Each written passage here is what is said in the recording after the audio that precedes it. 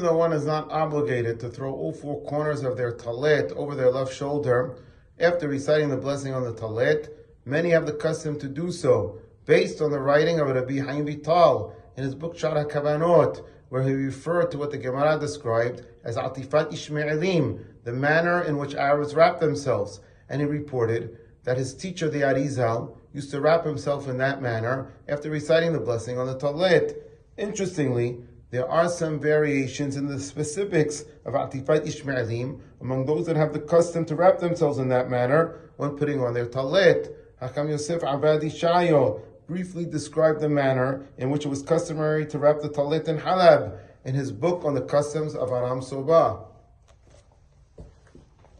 In his description, he wrote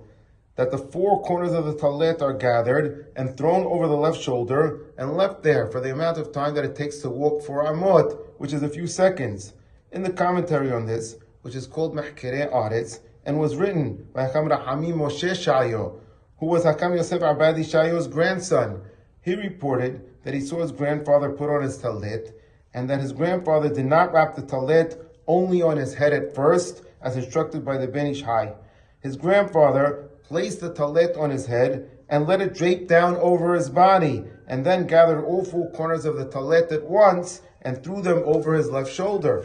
This is also unlike the instructions of the Ben Ish Hai, where it says to first throw the 2 corners of the talet on the right side over the left shoulder, wait a few seconds, and then to throw the 2 corners of the talet on the left side over the left shoulder, and to wait a few more seconds. Hakam Hamim Chayo also wrote that his grandfather's custom of letting the talet drape down over his body when he put it on his head was also the custom in the famous Kabbalistic synagogue Beit El, which was in Jerusalem, as recorded by the Kaf Haim Sofer in his commentary on Shulchan Aruch. And the Kaf Haim also quoted Rabbi Israel Yaakov al-Ghazi, who lived in Turkey and Jerusalem at the beginning of the 18th century, and he wrote that the talet should be worn over one's head and body from behind immediately after reciting the blessing on the talet. He wrote this in his book Shalmei Sibur.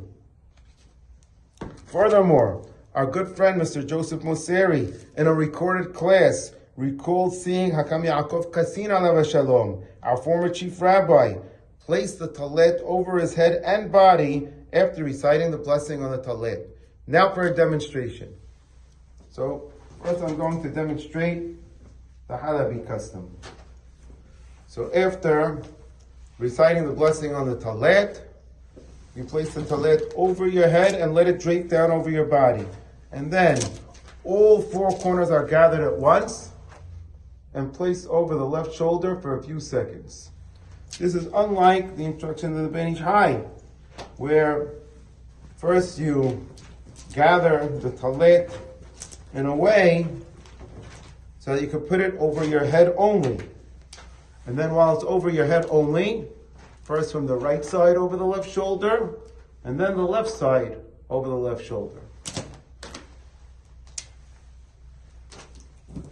So there are 2 differences in the manner of wrapping yourself in a talet between the custom of halab and the instructions found in the Ben Ish Hai.